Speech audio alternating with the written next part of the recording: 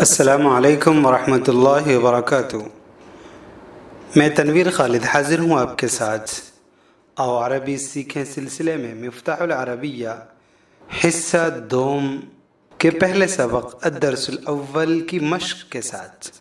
مشق بہت آسان سی ہے، کچھ کرنا نہیں ہے اس میں، جو سبق تھا اسی حوالے سے ہے، یعنی جمع مکسر جس جمع میں واحد کا وزن سلامت نہیں رہتا، جسے ہم نے کہا تھا ریڈی میڈ جمع، ایسی جمع کے ساتھ واحد مؤنث والا برتاؤ کیا جاتا ہے۔ یہ بات آپ پڑھ چکے ہیں سبق میں، اسی حوالے سے یہ مشق ہے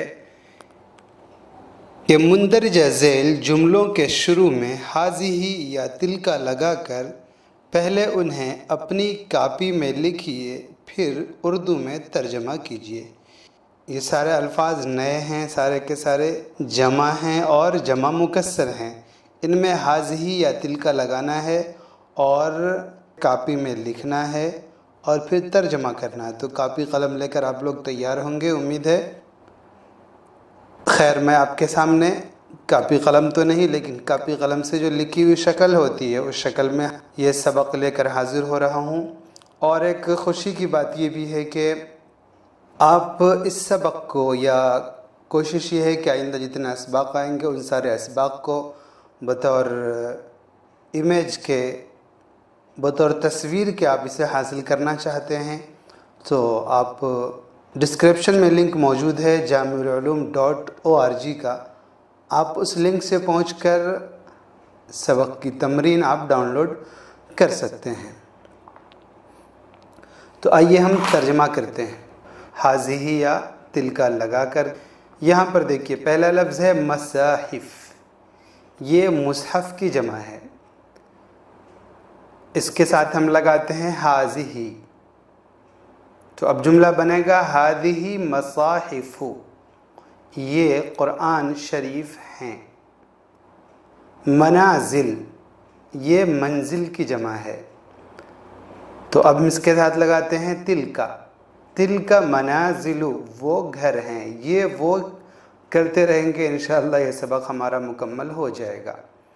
مواقف، یہ بہت پہلے آیا، بس اڈا، اسٹینڈ، یہ موقفن کی جمع ہے۔ ہذہ مواقف، یہ اسٹینڈ ہیں۔ طرقن، یہ طریق کی جمع ہے۔ تلکا طرقن، وہ راستے ہیں۔ صحف، یہ صحیفتن کی جمع ہے۔ ہذہ صحفن، یہ اخبارات ہیں۔ مدن، یہ مدینتن کی جمع ہے۔ تلکا مدنن، وہ شہر ہیں۔ اعمال، یہ عمل کی جمع ہے۔ ہذہ اعمال، یہ کام ہیں۔ ادیان، یہ دین کی جمع ہے۔ تلکا ادیان، وہ مذاہب ہیں، وہ دین ہیں۔ اسئلۃ، یہ سؤال کی جمع ہے۔ ہذہ اسئلۃ، یہ سوالات ہیں۔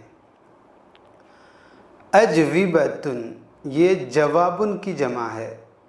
تلکا اجوبۃ، وہ جوابات ہیں۔ دروس، یہ درسن کی جمع ہے۔ ہذہ دروس، یہ اسباق ہیں۔ قصص، یہ قصۃ کی جمع ہے۔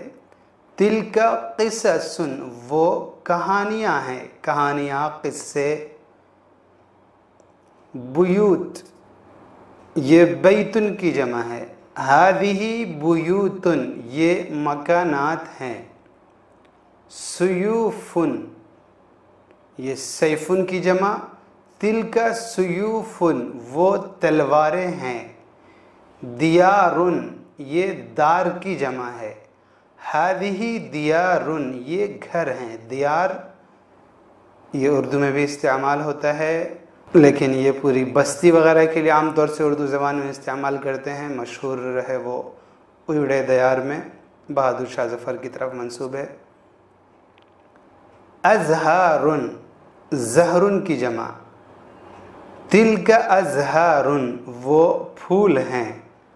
امطارن یہ مطرن کی جمع ہے، ہادہ امطارن یہ بارشیں ہیں، اثمارن یہ ثمرن کی جمع، یہ پہلے حصے میں آ چکا ہے، تلک اثمارن وہ پھل ہیں، افکارن یہ فکرن کی جمع ہے، ہادہ افکارن یہ خیالات ہیں، یہ افکار ہیں، اردو میں بھی استعمال ہے اس کا، افکار فکر، اشجارن یہ شجرن کی جمع، تلک اشجارن وہ درخت ہیں، احجارن یہ حجرن کی جمع، ہادہ احجارن یہ پتھر ہیں، اصنامن صنمن کی جمع، تلک اصنامن وہ بت ہیں، اوراقن ورقن کی جمع، ہادہ اوراقن یہ کاغذات ہیں، اغصانن یہ ہے غصن کی جمع، تلک اغصانن وہ شاخیں ہیں، وہ ٹہنیاں ہیں۔ یہ مشق کا آدھا حصہ ہم نے مکمل کیا، چونکہ آدھے پر لکیر ڈال دی گئی ہے کہ یہاں پر آپ رک سکتے ہیں، ورنہ پوری مشق ایک ہی ساتھ دی ہوئی ہے، تو بس کچھ بھی نہیں کرنا تھا اس میں۔ یہ نئے الفاظ ہیں، آپ انہیں یاد کر لیں اور ہذہ اور تلک کا استعمال کرنا ہے، یہ آپ جان چکے ہیں کہ جمع مکسر میں آپ استعمال کر سکتے ہیں اس کو واحد مؤنث کے حکم میں لیتے ہوئے۔